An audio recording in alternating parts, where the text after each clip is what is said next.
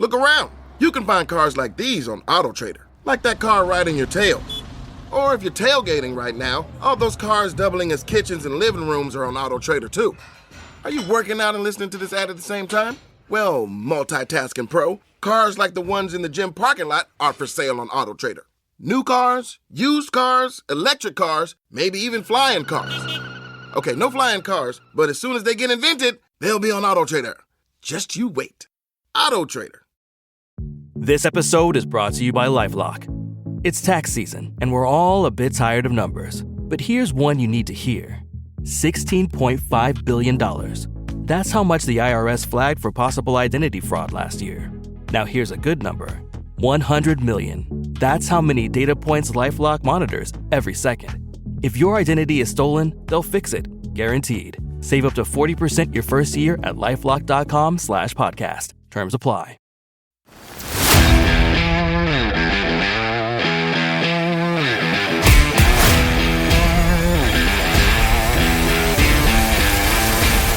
Croeso I podcast Rygbi Cymru.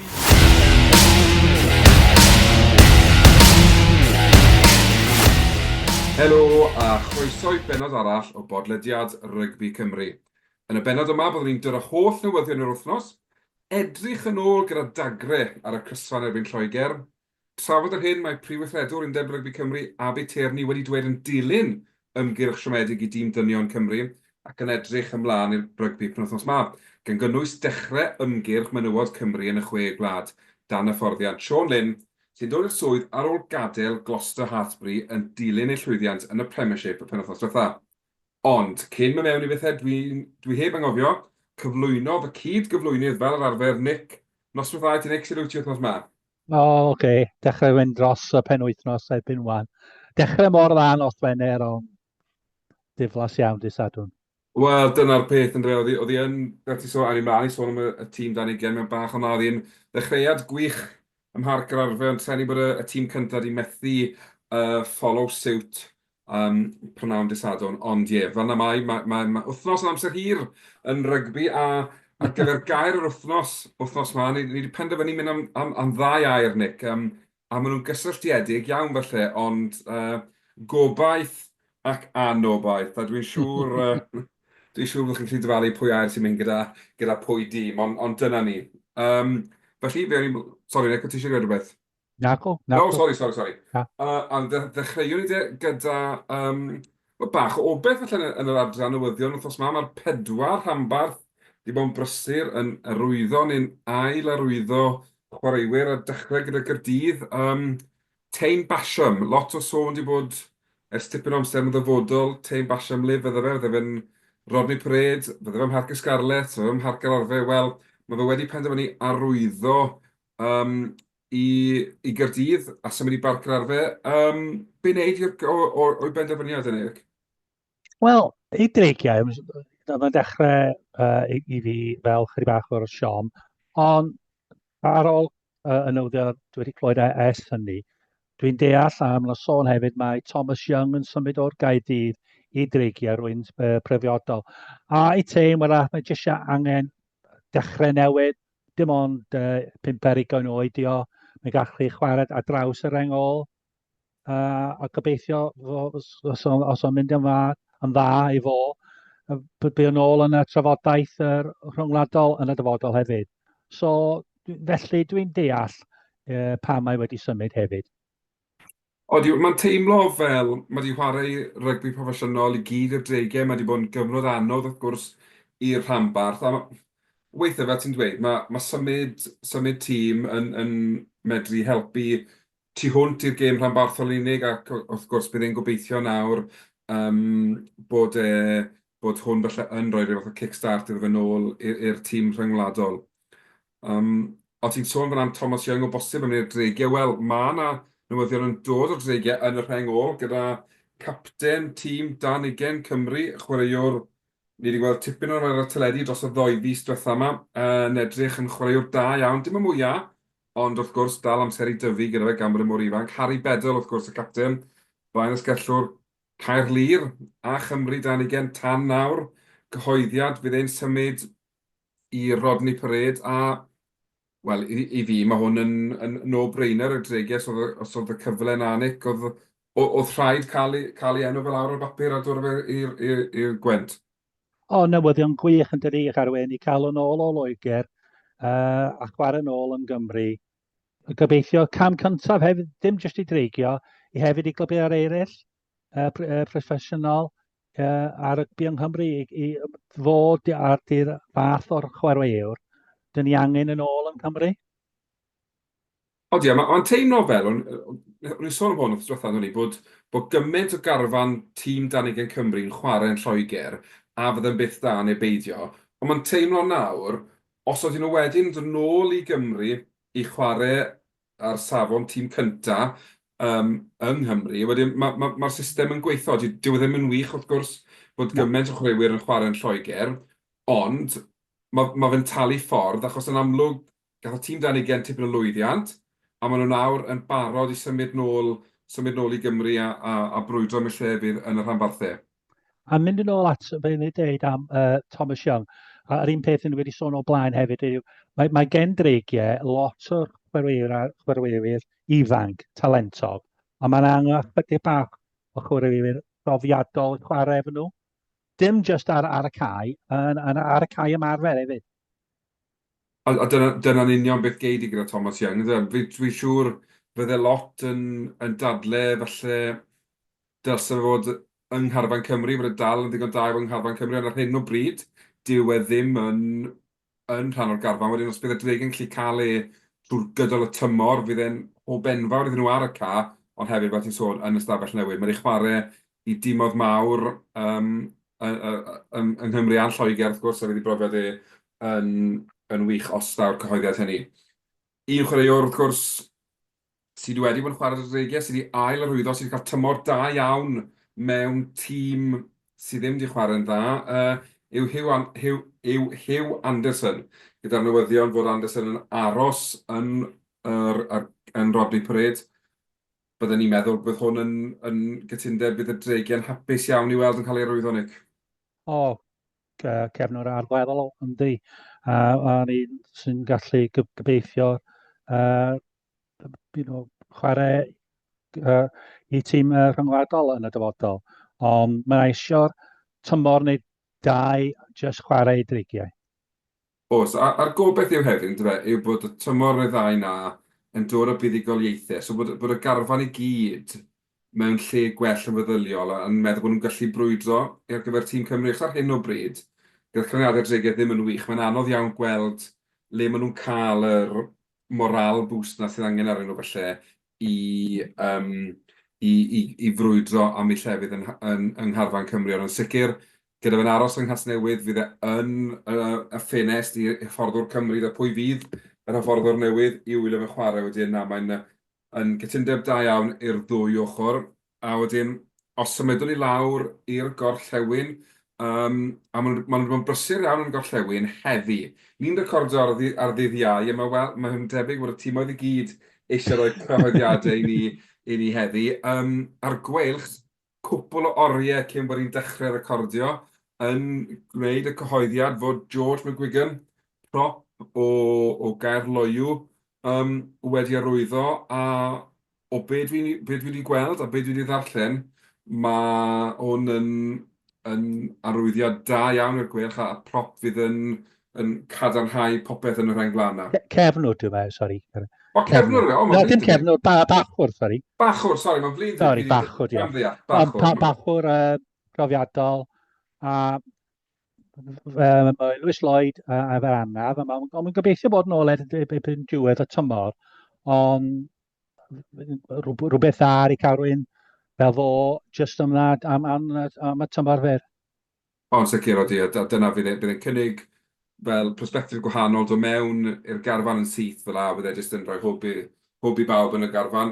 A newyddion da iawn i gefnogwyr y gweilch, ond newyddion sy'n torri'n halo ni fel cefnogwyr y Scarlett yw dim yn unig bod rhaid combi'r di arwyddo i'r gweilch ar ddechrau'r tymor, ond mae nawr di ail arwyddo cytundeb arall, a mae'n asgellwr da iawn yn y marn i, dylse fe byth di cael ei ryddhau gan y Scarlett, ond fe nath e, mae di talu yn ôl i'r gweilch mewn abundance gyda'r ceisiau yn ei sgorio a gyfraniadau i'r gêm a nawr cael estyniad.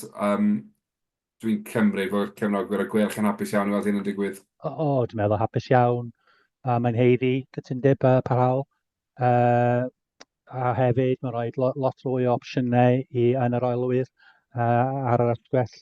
So, pawb yn hapus dwi'n meddwl efo hwnna. Ond mae'n sgallw sy'n gwybod sy'n nabod i ffordd i'r llinell gais, a mae hwnna'n lot o beth. Ceisiau yw'r name of the game yn yw'r ti'n cael ysgallwr sy'n sicrhau ceisiau ti, mae yna o beth. A heb anghofio mae Scarlett, maen nhw wedi bod yn brysur. Lot o sôn ar hyn o bryd am chwaraewyr, dim yn unig Scarlett, ond chwaraewyr rhyngwladol yn dod nôl i Gymru. Fi'n siŵr fydd fwy dyn ni drafod yn rhaid dros yr wythnos nesaf. Ond heddi Scarlett yn cyhoeddi bod y canolwr Joe Roberts wedi ail arwyddo wrth gwrs yn ffres o chwarae'r rasgell erbyn Lloegr pan wythnos diwethaf. Mae fe'n y cyhoeddiad fod yn aros ym Mharc y Scarlett. As oedd na sôn fod un o'r rhanbarthau eraill gyda ddiddordeb yn arwyddo Joe Roberts, ac unrhyw sy'n gwylio, dwi'n siŵr bod Gwen Nick yn rhoi syniad i chi pa rhanbarth yw hwnnw, ond wedi penderfynu aros yn Llanelli. Penderfyniad dwi'n hapus iawn gyda Nick, a gobeithio bydd fwy yn follow suit na fod nhw'n gweud. Na, mae rhywbeth dda yn dyri. Dim yn asgellwr, ond fath o wneud eitha dda chwarae yna, ond swn i'n gweld o rwan chwarae yn y canol, a wedi ar ôl dod nôl o anaf nasty iawn. Fydda'n gret i weld o'r gael run o geimau rwan yn y canol, a gallu dangos be mae'n gallu wneud. Yn union, ond na, mae'n braf gweld y rhanbarthau yn bod yn brysur yn gynnar y tymor, dim bod ni'n gofod aros tan mis Ebrill, mis Mai, cyn bod y cyhoeddiadau mae'n cael ei wneud, am falch gweld y 4 rhanbarth yn cryfhau i Carfanau. Felly, dyna ddiwedd y newyddion am wythnos yma, mae'n werth i ni nawr. Ewn ni nôl i nos Wener gyda ni, ddechreuwn ni mewn lle fach hapus, cyn bod ni'n trafod y gweitha o bopeth.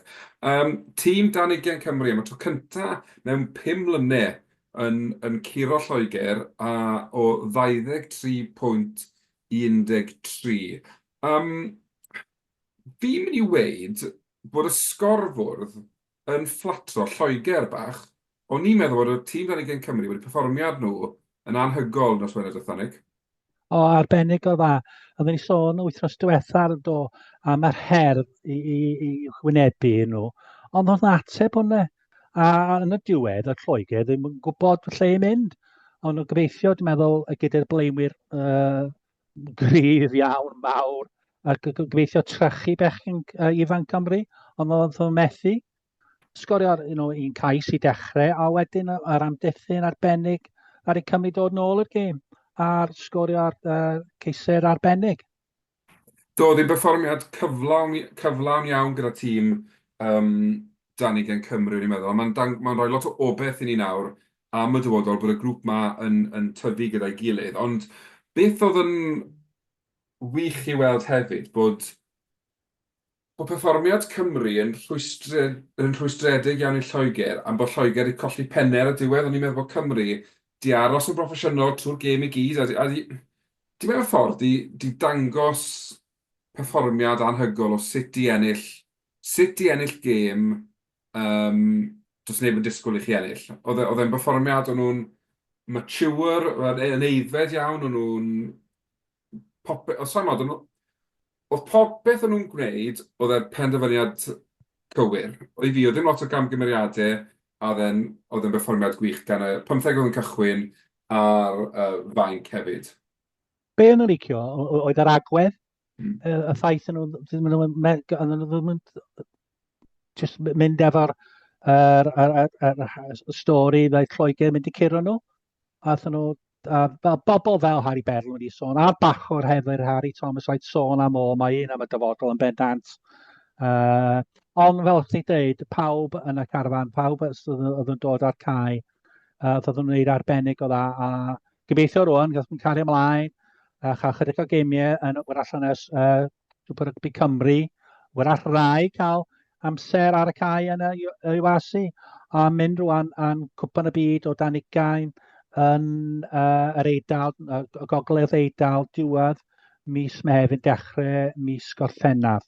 So, ie, fel dyn ni wedi sôn, fel nhw'n sôn pathway di gair yn rhy. Fel dwi'n deall, mae pathway, fel dwi wedi gweld, wedi gwella. A byddwn ni'n mynd i'n sôn am sefyllfa efo'r undeb. Mae yna un dan sydd wedi datblygu. Yn sicr, a mae'n dangos hefyd lle bod cyfleoedd mae'r chwaraewyr ifanc mae wedi cael bod yng Nghymru neu tu hwnt i Gymru yn dangos nawr bod mae chwarae rygbi sy'n bwysig a bod nhw'n ar y can datblygu y sgiliau. A dyna dwi'n credu ni wedi cael gan y tîm dan i genlenni yw lot o frwdfrydydd, lot o obeth, lot o broffesiynoldeb. Mae hwnna'n braf i weld. A'r gobeith yw nawr bod y criw yma o chwaraewyr yn cadw'r proffesiynoldeb yma i fynd trwy gyrraoedd, ond bod y crop nesaf o'r tîm dan ugain, o'r tîm dan 19, o'r tîm dan 16, bod y proffesiynoldeb yma'n dripfyd o lawr. Achos dyna'r unig ffordd ni'n mynd i wella yw bod ni yn cadw'r proffesiynoldeb yma trwy'r holl system, really. A mae hwnna'n mynd i cymryd chydig bach amser, ynddi. Felly, y chwaraewr fel Harry Bedell, Harry John, dyn nhw ddim yn barod am mynd syth i mewn i'r gêm i clwbiau proffesiynol. Mae rhaid ti bwydro nhw mewn ar y deg. Ond sicr, a dwi'n gobeithio nawr, mae Harry Thomas gyda'r Scarlett, gobeithio os na fydden nhw'n brwydro am yr 8 uchaf, fydd yna gyfle i ni weld yn y tîm cyntaf cyn diwedd y tymor. Dim ond, achos dyna'r unig ffordd ti'n mynd bod le mae fe o ran safon yw bod e'n chwarae ar y lefel uchaf. Os bydd yna gyfle i chwarae fe, dwi'n gobeithio geithio'r cyfle hynny. Ond ar yr un pryd, dwi'n gobeithio bydd y Scarlett yn brwydro am yr 8 uchaf, bod nhw ddim yn gallu chwarae fe. Ond yn sicr bydd y fuddugoliaeth yma yn rhoi hwb mawr i'r chwaraewyr wrth baratoi nawr ar gyfer cwpan y byd yng ngogledd yr Eidal. Ie, hefyd, mae'n ffordd i ni gallu herio bobl dweud does o ddim talent yn Nghymru. Mae yna talent, ond beth yn rhaid i ni wneud wedi adeiladu a hwnna. Yn wir, yn dwe. A wedyn, talent fi'n credu yn le da i ni symud mlaen o'r gobeith a gafwyd nos Wener ar y parc yr arfe i'r anobeth.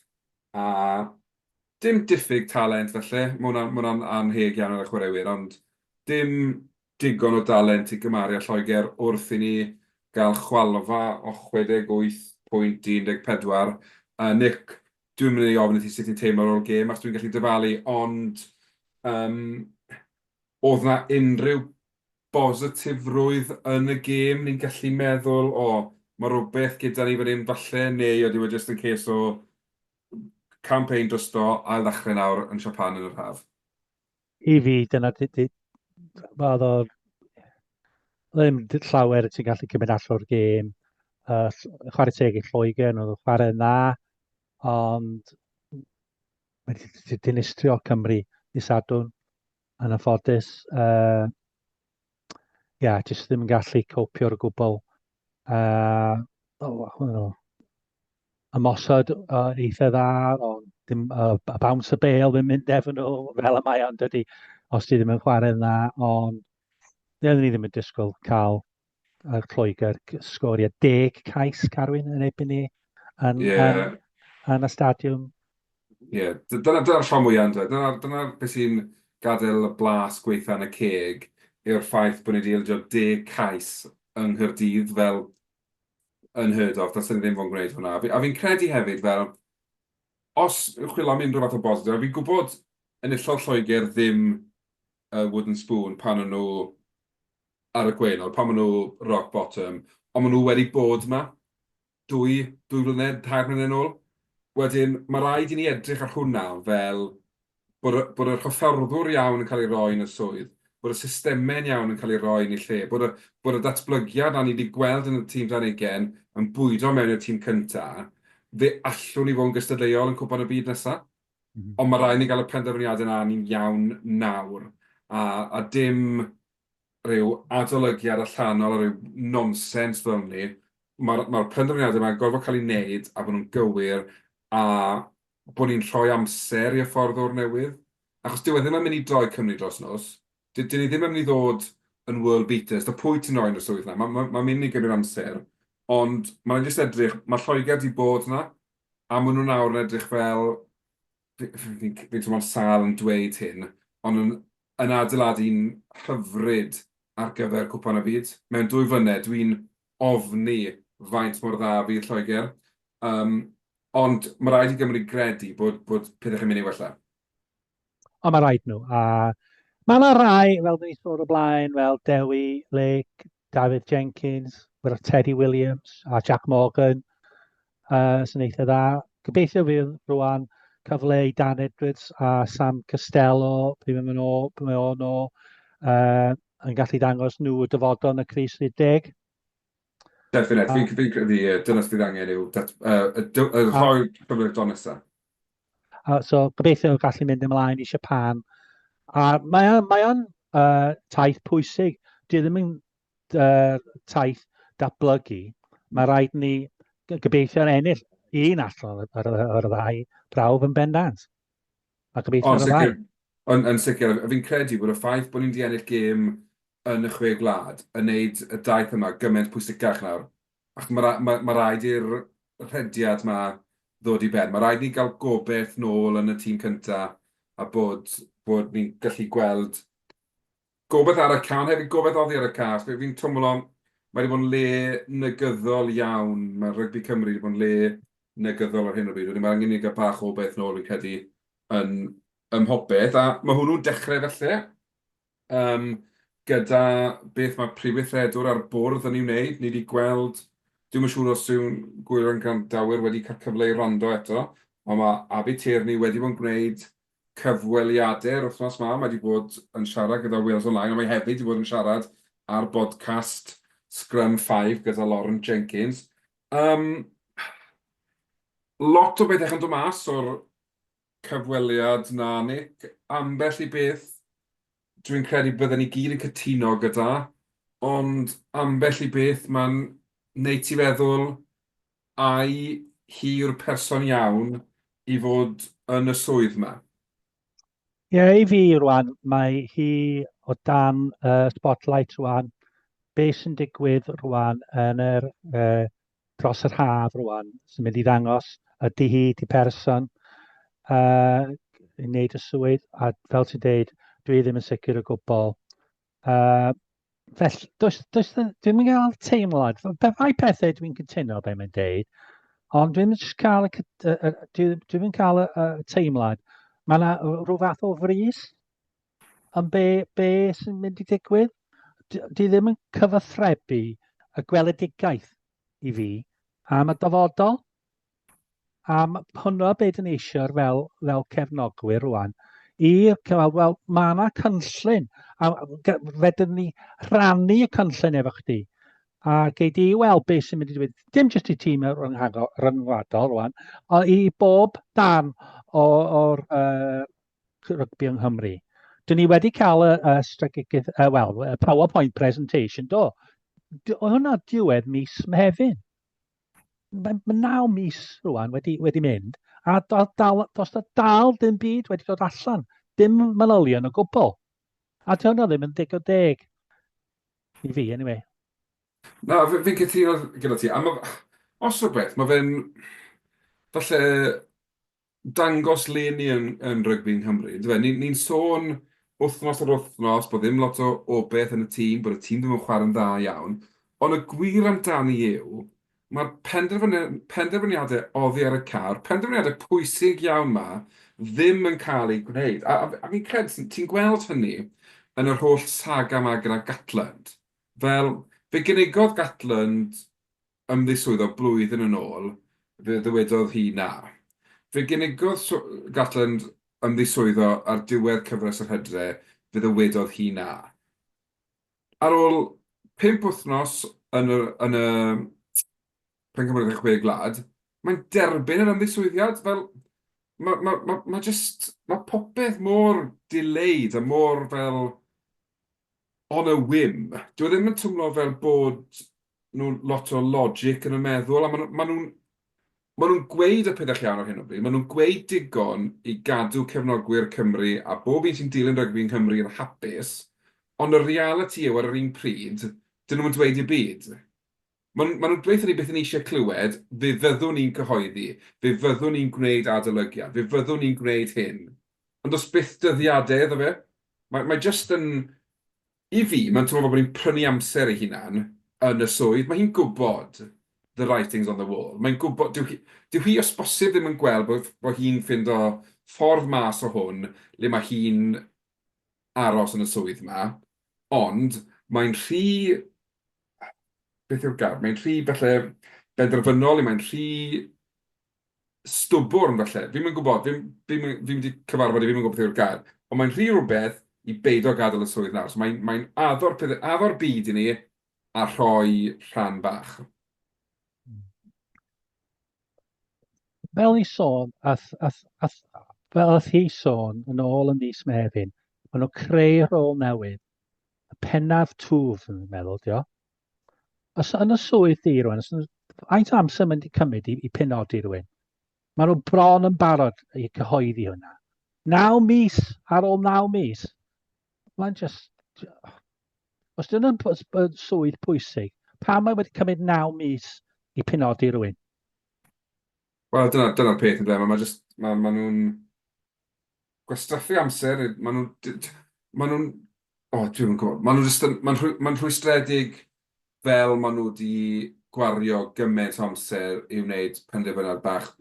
Oce, mae'n swydd bwysig, ond yn y grand scheme of things, mae'n swydd reit fach hefyd. Ydy, ond jyst fel enghraifft yn dydi? Ie, yn union. Ffaith mor ar y deg. Ie. Does dim bris o gwbl. Os nhw wedi pennu fyny i penodi rhywun, mae yna pres, mae yna arian yna i talu rhywun. O, cer ymlaen. Penodi rhywun. Ysbysebu o, penodi. Mynd trwy proses, penodi rhywun. Yr un peth yn ei falch i clywed, ond dibynnu pwy mae'n wedi penodi, athyn nhw'n sôn am cyfarwyddwr rygbi yn dod. Dwi'n meddwl mae hwn bron i, mae proses yn dod i'r ben rwan. So mae'n rhywbeth da. Odi, ond wedi dweud hynny, a dwi'n eisiau siarad yn erbyn unrhyw oedd ar y rhestr, ond y broblem i fi, felly gyda nifer o'r enwau oedd ar y rhestr, oedd bod nhw'n naill llai ynghlwm gyda Rygbi Cymru'n barod, neu wedi bod ynghlwm gyda Rygbi Cymru ar rhyw bwynt, a yn anffodus, i fi, mae hwnna'n gwneud nhw'n rhan o politics Rygbi Cymru, ac ar hyn o bryd, mae angen rhywun o tu allan i'r fishbowl, mae angen rhywun sy'n gwneud dim byd ar Rygbi Cymru, syniadau ffres, gweledigaeth ffres, gobeith ffres, a maen nhw'n dod mewn, a maen nhw'n wipe the slate clean i'n dechrau to. Dyma beth ni'n neud, a pan o'n i'n y swydd ma yn 2010, neu pan o'n i'n neud hyn, fel un oedd yn digwydd, rybys. Rhywun o tu allan i Gymru yn y marn ni yw'r unig ffordd i ni wneud hyn i weithio. Fel dyn ni dweud, mae gen i amser fe rwan i dangos hyd i'r person gorau am y swydd. Mae'n dibynnu rwan pwy mae'n penodi i dechrau i'r swydd yma a wedyn fel prif hyfforddwr. A i fi, mae angen i'r penderfyniadau gwyddor cyn bo hir, achos dy pwy yw prif hyfforddwr nesaf Cymru, dwi eisiau nhw'n gwylio'r chwaraewyr rhwng nawr a diwedd y tymor. Dwi eisiau nhw fynd, mae X, Y, Z di chwarae'n dda, dyn nhw wedi bod yn y garfan o blaen, ni mynd eisiau plan, dewch nhw mewn. Dwi'n eisiau rhywun yn dechrau pethefnos, fel rhywun arall yn dewis y garfan, a mae prif hyfforddwr yn cael pethefnos dyn nhw cyn Japan. Na, mae angen i hwn gael ei benodi yn y dyfodol agos hefyd. I fi, mae dyfodol Aberteifi rhwng nawr a dechrau'r daith na i Japan. Dyna pryd mae hi nawr yn gallu dangos, fel ti'n gweud, gallu dangos mae hi yw'r person iawn i'r swydd. Dwi yn falch bod hi dal yn sôn am y 4 rhanbarth. Dwi'n credu bod hwnna'n rhywbeth nawr. Dim ots be mae unrhyw cyn chwaraewr arall yn dweud. Dwi'n mynd i enwi neb, ond mae un sy'n ar fwrdd Gaerdydd yn amlwg di bod yn leisiol iawn. Gyda sydd wedi rwyddo'r cytundeb yn barod, mae conflict of interest fyna, neu diffyg... I fi mae yna, Carwyn. Ie. Wedyn, mae hwnna'n gwestiwn arall, ond felly ddim hwn i'r podlediad i drafod hwnnw, ond na, dwi'n falch gweld ti'n ymrwymo i'r 4 rhanbarth, ond nawr mae angen i just stopo'r nonsens am torri'r rhanbarth a just canolbwyntio ar hwnna, ond mae lot, mae swydd hi dros y 3 mis nesaf i fi yn hanfodol, i ddyfodol Rygbi Cymru. Dwi'n cytuno. Dwi'n cytuno'n 100 allan o 100. O, reit. Nawr bod eich hwnna mas o ffordd. Da chi'n tîm o well fan, Carwyn? Odw, fi'n teimlo well. Fi'n cael ei llai anadlu nawr. Mae hwnna wedi bod ar y meddwl i fel fi'n siŵr bod pawb sy'n gwylio a'n gwrando yn gallu dyfalu. Ond mae rhaid hefyd i camol hi am wneud y cyfweliadau yma. Fi'n credu mae fe'n beth...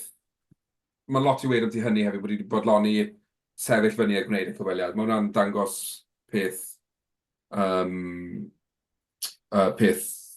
proffesiynoldeb hefyd. Ydy.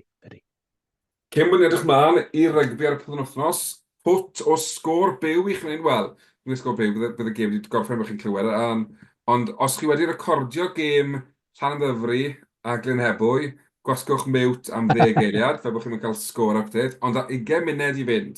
Mae'n 25 pwynt i 7 i Llanymddyfri. Sy'n, wel, dipyn o sioc wrth fel bod y ddoi dîm ar frig yr SRC ond dangos falle bod y porthmon pan mae'n dod iddi bod gyda nhw'r sgil na i godi gêm fel bod angen. Ond hefyd diddorol gweld bod nhw'n chwarae adre heno yn ffeinal y cwpan. O'n i'n mynd sylweddoli bod hynny digwydd, ond dyna ni. Wrth gwrs, mlaen i'r penwythnos, a mae'n penwythnos mawr eto i dîm Cymru, ond tro ma i dîm y menywod. Sean Lynn, wrth gwrs, ffresh o ennill Premiership menywod gyda Gloucester Hartbury penwythnos fatha, yn syth mewn i swydd Cymru, a wedi dewis i dîm. Tîm diddorol, Nick, yr olwyr falle yn enwau cyfarwydd i ni, ond wedi newid peth yn y pac, a fydd tair yn dechrau gêm i Gymru o'r gyntaf gyda props Maisie Davies a Jenny Scobel a'r ail reng Alaw Pierce yn chwarae Gymru. Wrth gwrs, os ddaw Gwenllian Pierce oddi ar y faint, fydd y ddwy chwar felly yn chwarae gyda'i gilydd, ond lot o brofiad yn yr olwyr gyda Hannah Jones yn arwen, Jasmine Joyce, wrth gwrs, yr un sydd wedi cynrychioli'r tîm saith ochr Pryden ei fenywod yn y gêm Olympaidd, a'r Haneri, Lleuci George a Ciara Bevan yn cael parhariaeth i fynd. Yr Alban yn seithfed, Nick, ond byddwn ni'n meddwl bod tipyn o hyder a fomentum yn tîm Cymru wrth feddwl hyfforddwr newi, syniadau newydd. Mae rhaid piti mae'n gêm cyntaf i chwarae yn erbyn yr Alban, i ddweud gwir. Y ffaith yma, dim ond 5 diwrnod, mae'n chydig bach, fel Matt Sherratt yn dweud. Dim cael lot amser yn nhw. Mae pawb yn dweud, mae pawb yn hapus yn y camp. Mae hwnna rhywbeth pwysig ar ôl lle maen nhw wedi bod. Ond dim eisiau rhoi gormod o bwysau nhw. Mae hwn rhan o'r fel cynllun yn gwella yn dydi, a adeiladu rwan mewn cwpan y byd dros yr haf. Gobeithio nhw ennill yn bennant, ond mwy am perfformiad a'r datblygu dros y cyfres i fi. Dyna'r peth, ynddo. Ti bron o fod y moyn beirniadu felly ar ddiwedd yr ymgyrch. Y trienni yw bod y gemau felly mynd yn galetach wrth i'r twrnament fynd yn un blaen, ond bydd hi'n tipyn o her, ond wrth gwrs mae gan Sean Lynn y profiad o hyfforddi ar y lefel ucha.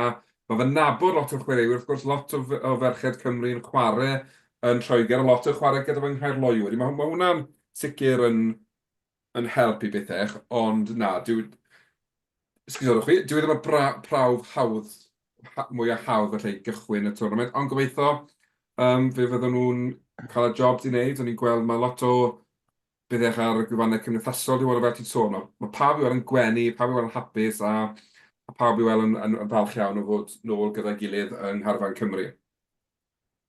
Hefyd yn braf gweld, y merched sydd wedi bod yn chwarae yn y Celtic Challenge gyda'r Brythoniaid ac ati Celtic Thunder a'r Walia.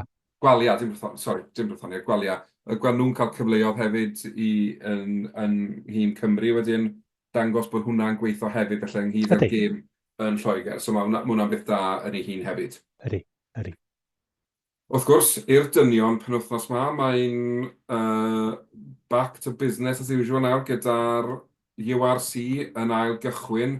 Wrth gwrs, mae'n gyfnod pwysig iawn i'r 4 tîm mewn ffordd, ond i 3 tîm yn sicr wrth iddyn nhw frwydro ar gyfer eisiau cyrraedd yr 8 uchaf. A Matt Sherratt syth nôl i waith ym Mharc yr Arfer ar ôl penwythnos diwetha. Caerdydd sy'n chweched yn gwynebu'r Lions sy'n 8fed nos Wener ar Barc yr Arfer. Her i'r tîm cartre, ond her y fyddai'n gallu helpu rhai o ranbarth eraill Cymru petai Gaerdydd yn ennill. O, gêm bwysig iawn yn nhw, oherwydd dyn ni ennill gêm yn 2025. So mae'n masif, really, ydy i Gaerdydd a'r thymor nhw. Felly, ond gêm nhw'n gallu ennill, yn bendant, y ffaith mae yn Gaerdydd. Ond dwi'n dysgol gêm agored iawn, ffaith mae Llewod o'r dde Africa yn taflu bêl o gwmpas a redeg y bêl. So dwi'n edrych ymlaen mawr am y gêm. Odi, mae'r tîm sy'n cael ei ddewis yn neud ti feddwl falle bod Gaerdydd yn mynd i edrych i chwarae bach o rygbi. Harry Miller, wrth gwrs, sy'n sgorio ceisiau am sport ar yr asgell. Wynnet, felly, sydd angen profi hun unwaith eto ar ôl dechrau mor gryf iddo fe gyda yng Nghymru, i tîm rhwngwladol ac ati wedi syrthio allan o bach o fforwm felly. Ond hefyd sôn am Seb Davies, fydd yn chwarae gêm rhif 150 dros Gaerdydd. Tipyn o uchafbwynt i hwnna unrhyw chwarae 100 o gemau dros un tîm, a wedyn pob lwc iddo fe. Ond na, mae'n argoeli fod yn gêm ach dda, gêm agored, tywydd i fod yn addawol, so fath o'n beth da yng Nghaerdydd, a wedyn, gobeithio, gallwn nhw wneud ffafr gyda rhai o'r tîmoedd eraill, wrth gwrs. Wel, mae 2 o'r 3 tîm sy'n chwarae dydd Sadwrn, wrth gwrs, dechrau y Scarlett adre erbyn y Stormers.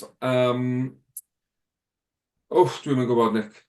Dwi'n yn gwybod. A fel, ti wedi gweld, mae Stormers yn inconsistent i dweud y gwir, ond maen nhw wedi dod dros tîm da drosodd i lanelli nos dydd Sadwrn. So, ond gêm fedru Scarlett ennill hefyd, ond mae rhaid nhw troi fyny a chwarae'n dda, dwi'n meddwl, i gael i ennill y gêm, ie.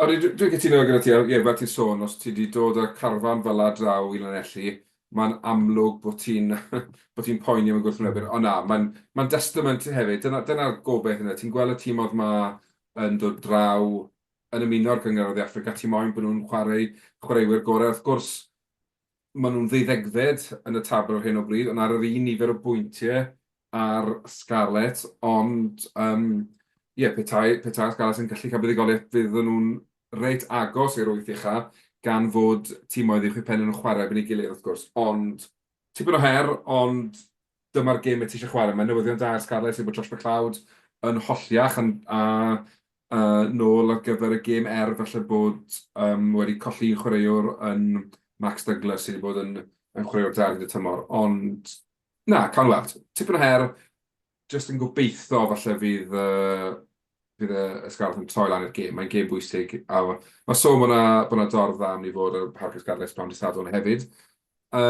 Gêm arall sydd prynawn dydd Sadwrn a sy'n cychwyn...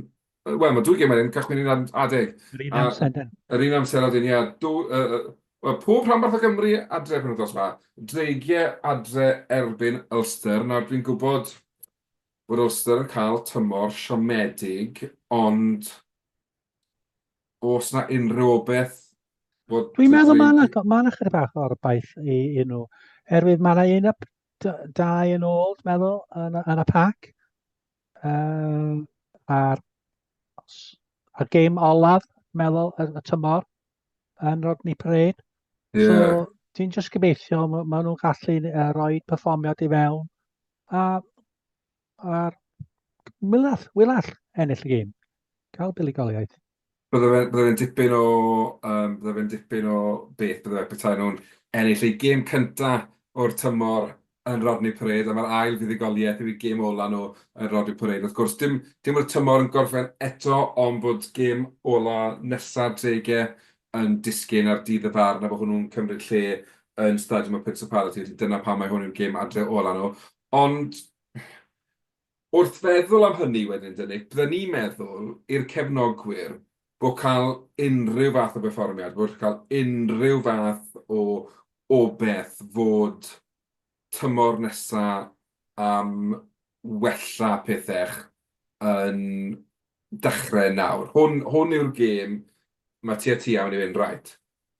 Gadewch i'r cefnogwyr yn fynd yma heddi eisiau prynu tocyn tymor arall.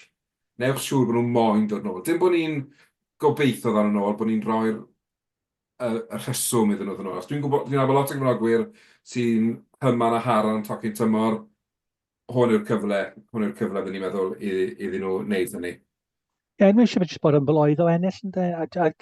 Wyrach jyst cael point bonus allan o'r gêm.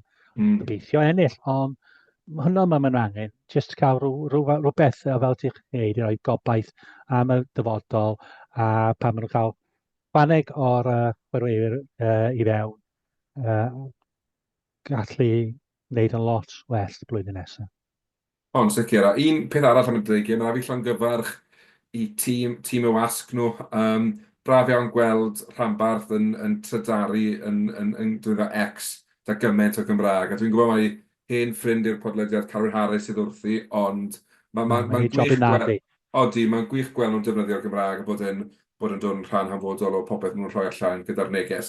Felly, gobeithio nawr, fydd y chwaraewyr ar y ca yn rhoi perfformiad cystel am yr tîm tîm y wasg yn gwneud oddi ar y cae. Wedyn, wrth gwrs, cwarter wedi 5, gêm bwysig, lawr yn Abertawe, y gwelch yn croesawu Conach. Nawr, pwynt sy'n gwahanu'r ddau dîm, Nick. Conach, wrth gwrs, rhyw tymor cymysg maen nhw'n cael. Mae'r gwelch yw anarfer bod nhw'n dechrau do mewn iddi, bod nhw'n ffindo'i trad ar Mark Jones a bod nhw'n adeiladu na'r arbar. Byddwn ni'n meddwl bydda hwn yn gêm enfawr un oedd roi statement lawr a mynd reit. Ni'n mynd am rwyth uchan oedd eto. Fel mi wedi sôn, i bob tîm, fel i Caerdydd a'r Scarlett a Gwylch, os nhw eisiau bod yn y 8 uchel, mae rhaid yn nhw ennill penwythnos yma. Gobeithio cael pwynt bonus, ond just ennill yn pwysig. Mae Conach yn wastad yn tîm anodd i chwarae yn erbyn. Ffaith mae yn Abertawe yn helpu. Ond dwi'n disgwyl gêm agos. Mae record nhw yn erbyn Gwylch ddim yn drwg o gwbl. A maen nhw wedi gwella ers dechrau'r flwyddyn. So, gobeithio tîm gêm dda. Dwi'n disgwyl rai sy'n wedi bod yn carfan Cymru yn ôl, fel Dan Edwards, Ben Warren, Sam Parry, Wyrach Dewi Lake. Ond mae yna dipyn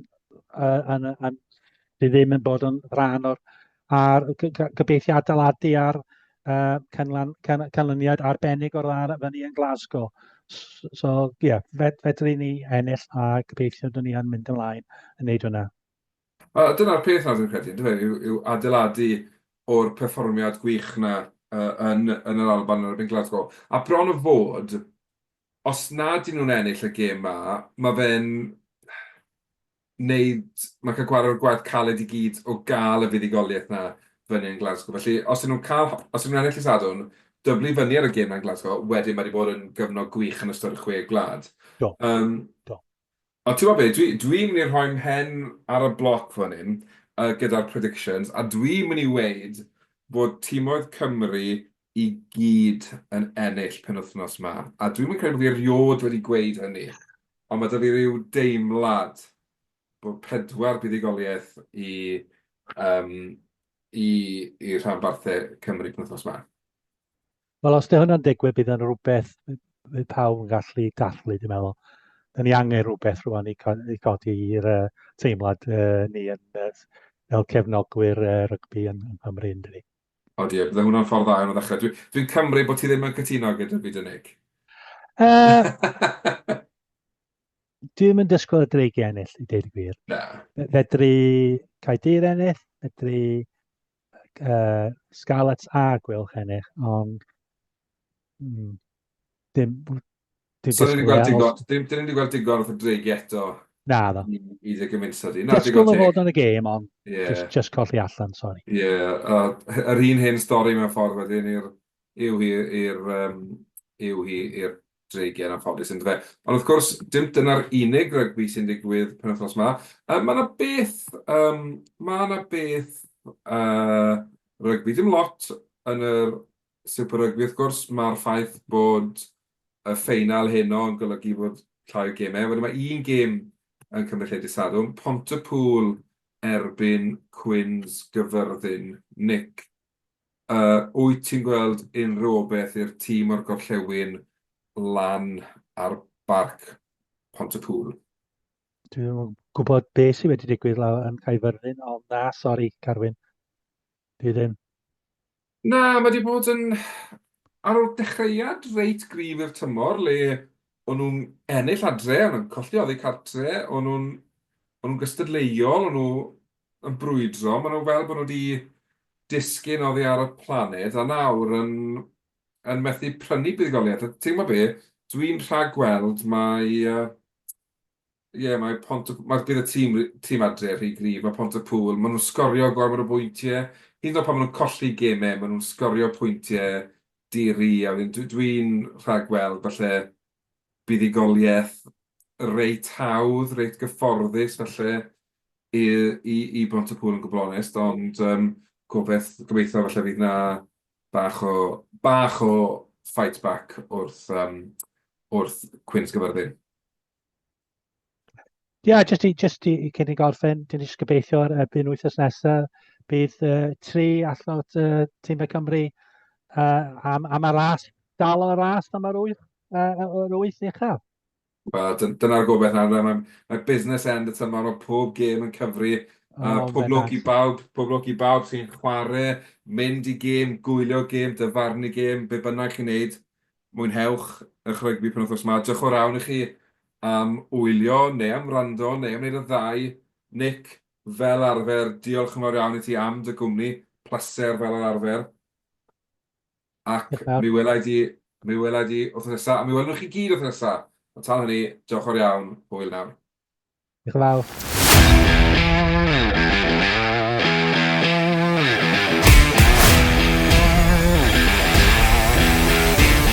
Diolch am gwrando i'r podcast Rygbi Cymru.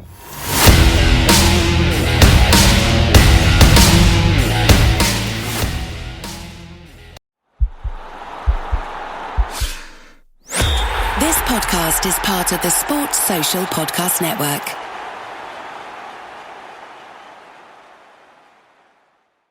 For the ones who get it done, the most important part is the one you need now. And the best partner is the one who can deliver.